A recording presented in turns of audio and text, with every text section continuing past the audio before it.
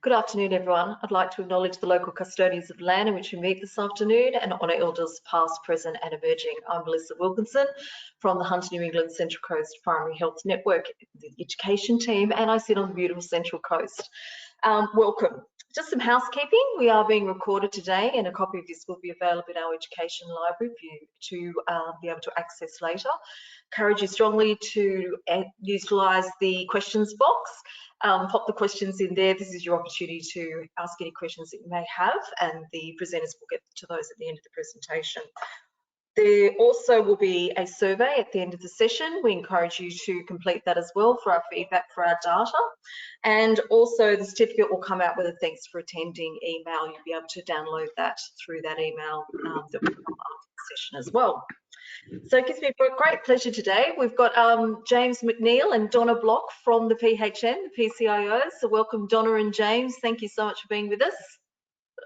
Lovely to have you both. Always a pleasure to work with you. I'm going to hand over now to James to get us started. So thanks, James. Thanks very much, Mel, and welcome everyone. Welcome today to our Mastermind LUMOS, Understanding the Patient Journey to Drive Practice Quality Improvement. Today's Mastermind will cover what the LUMOS program is, why data linkage is important. I'll attempt to demystify the practice level reports and demonstrate how they can assist to identify opportunities for improved patient outcomes. And finally, Donna will then take you through some insights from the LUMOS reports and how they may be used to instigate quality improvement activities. So LUMOS is a partnership initiative between the primary health networks and the New South Wales Ministry of Health. So what is it? It is an ethically approved program that with strict governance structures that securely links data sets across primary care, emergency departments, hospital admissions, outpatients, and ambulatory and mortality data sets. It is the first project of its kind to link such broad range of data sets together in Australia. Whether it's a worried parent attending A&E with an ill child, a routine GP appointment to review diabetes care, or an urgent admission to hospital for frail and older persons, each interaction leaves data that provides information about the care patients receive. Across many years of adjustment and with exceptional effort, general practice and software providers have worked together to improve the coding of data. This shift in practice has created the ability to bring large data sets together across a wide range of health parameters, providing insights that have previously been unattainable. So LUMOS is free. You can sign up and get your free report anytime. You are provided a unique biannual report. The report details high-level patient encounters with your practice and plots their interactions throughout the broader health system. Each report includes a specific condition in focus, which delves deeper into individual nature of chronic disease profile for your practice. Previously, these topics have included diabetes and mental health. It provides an exclusive opportunity to better understand your patient's journey through the health system. It offers an opportunity to better coordinate healthcare, and it supports evidence-based strategic decision-making, identifying areas of need and prioritizing the opportunity to prioritize allocation of resources. And as always, your allocated PCIO can help provide individualized support through all stages of LUMOS registration, setup, interpretation, and the implementation of the reports. So it is imperative that projects like LUMOS utilize very robust and safe structures to ensure data security is a primary consideration. The LUMOS program operates within stringent governance structures and in collaboration with a wide range of stakeholders. The information shown in this slide outlines the process of managing practice data. It can be provided to practices via the GP information kit if you'd like to further investigate this aspect. You will also note a statement at the bottom by Anna Johnson, who undertook an independent assessment as part of the principle of the Salinger privacy organisation. She identifies the LUMOS program and describes it as being well designed to a very high degree and unlikely to give rise to any negative impacts through all stages of data extraction.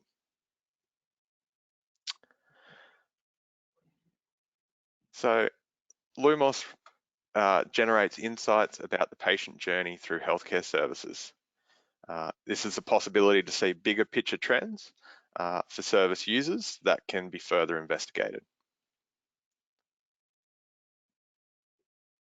It uses quantifiable data to demonstrate impacts of QI activities. LUMOS delivers reliable data that can be used to demonstrate impacts of changes made across periods of time. It can provide GPs with meaningful information about their patients. It can make systemic adjustments. Oh, sorry, it's over my screen. And improve patient experience. This removes barriers, streamlines services, and can target support and allocate resources. It can find opportunities to work collaboratively. Improvements across the health system are founded on relationships between groups or individual professionals with shared goals. Opportunities to bring various skills and expertise together with high quality analytical data to evidence creates a positive environment for quality changes. And lastly, it can ensure timely access to care when and where it's needed. In this increasingly fast-paced and time-constrained world in which we live, people's time is highly valued.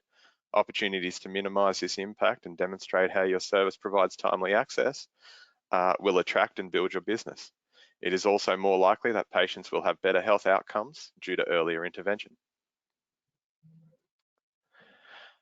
So this slide shows how data is being used to support other project initiatives more broadly in the health system and create changes. The collaborative commissioning is just one of the programs that is accelerating value-based healthcare in New South Wales. It partners local health districts and primary health networks in patient-centred co-commissioning groups. And you can see the graph on the left there that shows how all the different bodies come together to create these groups. They focus on local health needs and develop interventions to improve patient and community outcomes. They work with community representatives, organisations and professional groups to co-design a care pathway. And you can see there circled in red, the GPs and other primary healthcare providers are a key part of that group. A key part of assessing the outcomes of collaborative commissioning groups is the use of the LUMOS data. It will be used in the feasibility implementation stage of projects to determine the statistical impact of the initiative and if it can move to full implementation. Also, I found that there is currently a research data infrastructure project run by the Department of Health, and it is a grant opportunity to fund research of data infrastructure methodologies to create or apply new approaches to address an unmet medical need. It will support world-class and medical research in Australia. So there's links to both of those websites within this presentation that you can use later when you grab it off our site. So let's try and demystify these LUMOS reports. And can I just preference that they are big reports and there is a lot of information in each one. So I'll only be able to cover a small component of what that includes. So your report is unique to your practice.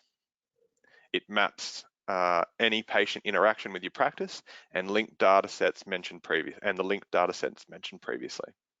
Results are shown as percentages. They are high-level data analysis. They are a snapshot in time, and they are comparable across consecutive reports, which really does provide good quantitative evidence. Percentages don't necessarily indicate good or bad. All LUMOS report data needs to be overlaid with your individual circumstances. Like if your practice has GPs that are remote, do they provide specialists care like skin cancer? Are you co-located with a hospital? Do you provide services to a high number of aged care facilities? All of these factors and more will provide further context when overlaid with a LUMOS report.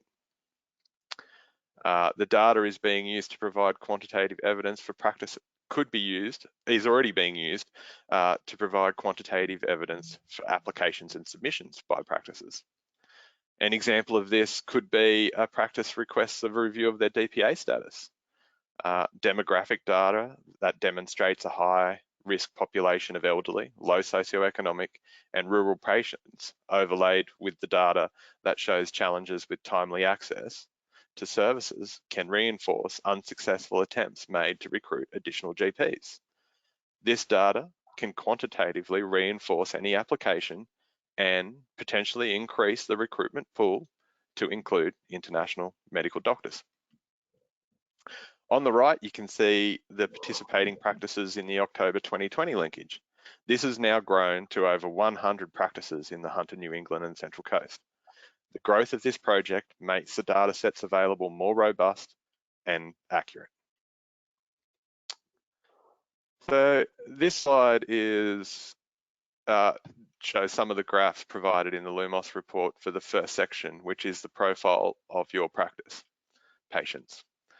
It is an opportunity to compare practice level data against the average of all other participating practices in your PHN and all PHNs in New South Wales. And you can see those indicated by the orange, which is the practice, your practice, the light green, which is the PHN, and the darker green, which is the, I guess, the median results for all PHNs. The LUMOS report starts by outlining key demographic characteristics of your patients to create a profile that can be applied throughout the remaining report. Demographics are a helpful base to start to profile your patients. Demographics are measurable characteristics. They identify the number of people to which you could direct your products or services, and they can help target services to meet a particular need. Age, for example, may help in targeting health assessments for 45 to or 75-year-olds. Sex could indicate a higher number of female patients eligible for targeted screenings like breast or cervical cancers. This could also indicate the need for a targeted recruitment of more female GPs or well women trained nurses. The socioeconomic data, this can provide an opportunity to consider providing patients with greater opportunity for bulk billing. It may also provide an insight into the likelihood of lifestyle factors that could be addressed through group clinics like smoking cessation. Regional status. This can assist in understanding your patient's access challenges and broader lifestyle factors that can be considered when identifying barriers to their care needs.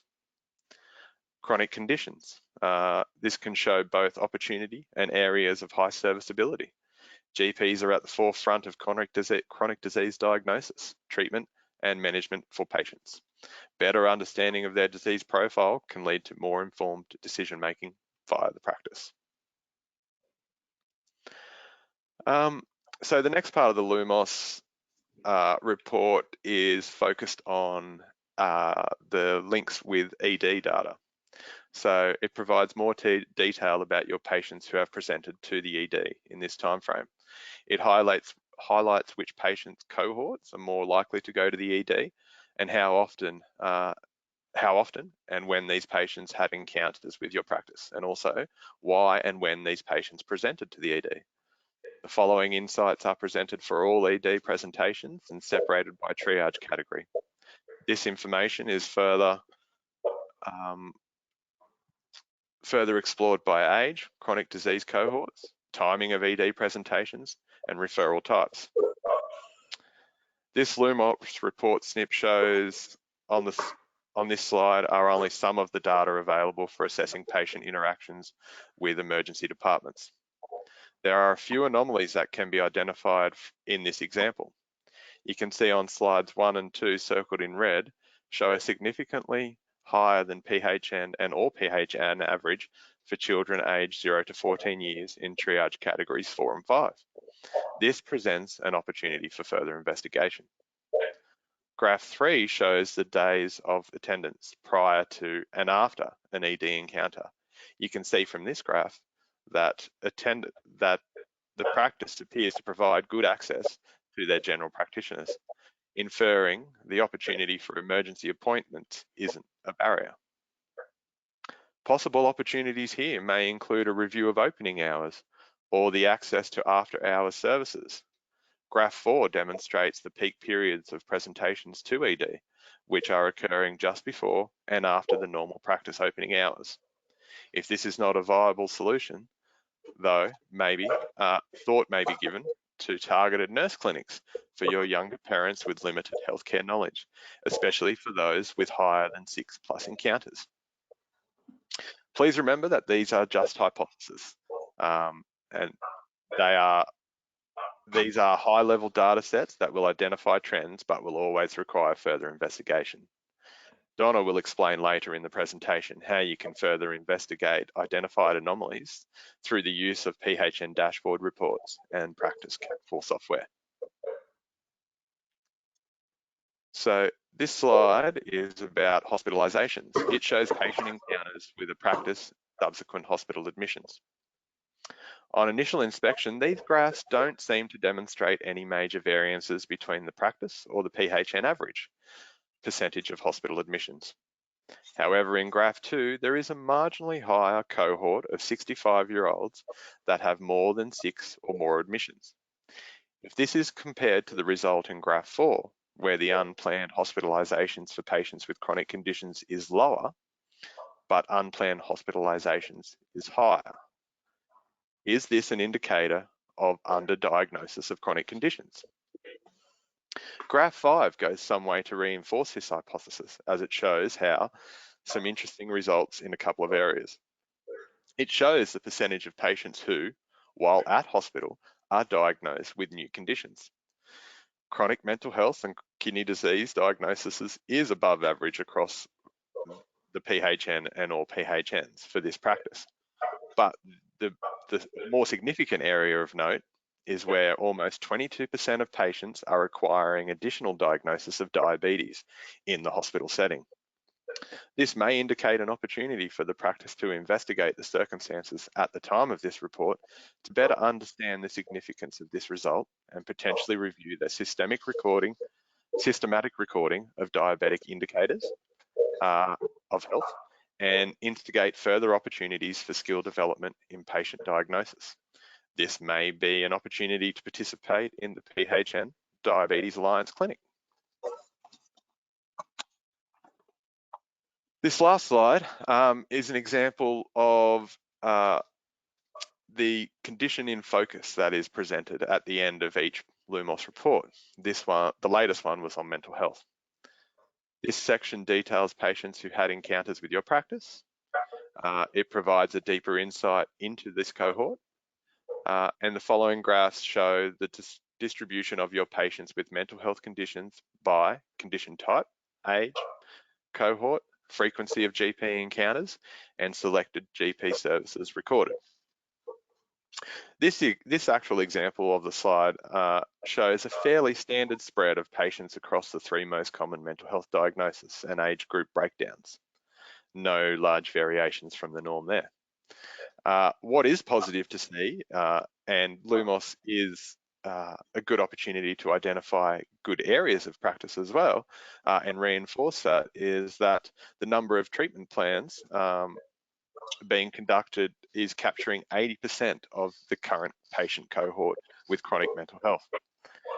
It is implying that they feel supported by a robust plan that assists in managing the impacts of the diagnosis. It is also positive to see that the number of plans being undertaken is actually higher than the percentage of medications being prescribed. The condition in focus will change in each report and offer the chance for greater understanding of your patients and their chronic disease. I would now like to hand over to Donna Block to provide a brief overview of how you may like to turn the opportunities identified in a LUMOS report into a quality improvement activity that can improve outcomes for your patients. Thanks, Donna. Thanks, James. So what can knowing all this about our patients help us to do in general practice? To answer this, we need to think of LUMOS as the big picture of how our patients are interacting with the broader health system and narrow down to what we can change or impact for our patients to improve their health outcomes and their quality of life. A few ideas from your LUMOS report to use as a meaningful QI activity could be, well, let's think. The last 20 months have been about COVID and about limiting its impact on our population. But as we move into a period where we're living with COVID and returning to business as usual, we could start by focusing on a particular disease stream where our practice diagnoses are showing less than our PHN, and look to recommence screening for that condition, or perhaps providing clinics for care and to be more systematic in our approach. We could review our diagnoses in the practice to ensure that we have flagged all patients for certain conditions, and then commence more complex care via care plans and TCAs, where this care would support patients to stay well and out of hospital. You may choose a disease stream where you have significant patient numbers and ensure that all patients that have a current care plan and team care arrangement, particularly where they have not visited the practice for face-to-face care in the last 12 months because of COVID. This reconnection will reduce the risk of further unplanned hospitalizations for the patient, but also support the financial viability for the practice. You could look at current care plans for the same disease stream, catch up on those reviews for those patients, and ensure that they are now taking the opportunity for supported care through allied health professionals, focusing on improving overall health goals. You could then roll this out across other disease streams as capacity grows in the practice past COVID vaccine clinics. I'm sure we are all looking forward to that. LUMOS also gives us a new condition in focus, as James mentioned. And so far, we've had diabetes and mental health. The condition in focus for the next round of reports hasn't been released yet. However, you could still revisit these reports that have already been shared with you and review your progress against those using your Cat4 software in practice. There are always opportunities to work with the information already provided. An example to focus on is the 10th QI measure. This is a BP measure for diabetic patients in the last 6 months. Again, we've had diabetes in our previous LUMOS reports. So you could look at that in your current data in Cat4. And if this is an area that needs your attention, then you have a perfect opportunity with the next QI activity quarter starting on the 1st of November. Take the time to discuss it with your team. Come up with a few ways to address the problem. Set a goal, run the activity till either the end of November or December, and then in the first 2 weeks of January, review your success. Complete your documentation and discuss your results with your team. And please remember to share your success or your learnings with James as the lead with the LUMOS, or your PCO from the PHN. We are happy to assist and support you to reach your goals in quality improvement, and we've been known to come up with a few good ideas as well. You may also like to consider nominating your practice for next year's Quality Improvement Awards with the PHN and sharing your success with other practices on a bigger stage. Something to think about. Another idea, timely follow-up after hospital admission provides an opportunity to push out the time frame between unplanned stays. Ensuring you have a robust recall process for following up on hospital discharges would also be a great quality improvement activity in of itself, but also add value to the practice in ensuring that you meet accreditation standards. Reviewing practice policy around this process will ensure that the correct follow-up happens for the patient, but everybody is protected. Is your policy due for review, or have you had new team members join your practice in recent times and you haven't onboarded them with your policies as yet? Focusing back on the conditions for hospital admission, you may notice that your practice numbers are slightly lower than the averages across the PHN. Why? This may be an area you'd like to understand more. So start with reviewing your LUMOS report, a biannual opportunity, and a big picture look at how our patients interact with the broader healthcare system. Compare the findings with your PHN practice dashboard, quarterly data sets, looking at your patients and the care you provide all in a snapshot. And then you can use the CATFall tool in the practice to find the specific patients to review or for treatment.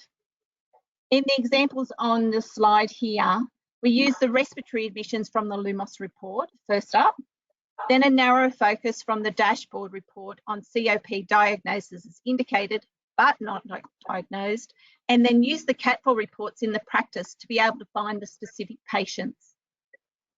The QI activity could be to review the indicators for those patients, put a diagnosis in place in the clinical record, and then, as appropriate, decide on a course of further care. Another CATFall report can show you who, with that diagnosis, is missing care plans. Now you have a cohort of patients that were not previously visible without looking at the data and taking action. A great QI activity initiative leading to better care. This can be accomplished anytime in the practice that you want to run those reports, but started with reviewing the LUMOS hospital admissions. Over time, we'll see how our focus in general practice on quality improvement will provide change in the rest of the healthcare system and ultimately impact on a bigger picture. Back to you, James. Thank you, Donna. I would just like to say thanks again for your time today. I hope it was informative and helped to try and demystify some of this very large data sets that are available through LUMOS. It is also very unique to your patients and their journey through the health system. So if you would like to take the opportunity to sign up, there is details on this last slide. You can click on the first link to get more information if you'd like. Additionally, if you'd like to access your free LUMOS practice report, you only need to contact your local PCI, or you can contact me via that email to access the consent form. You're also able to complete the consent form at any time. The next linkage will occur in April 2021. And you can really help us get back to leading the state in recruitment in this first of a kind initiative.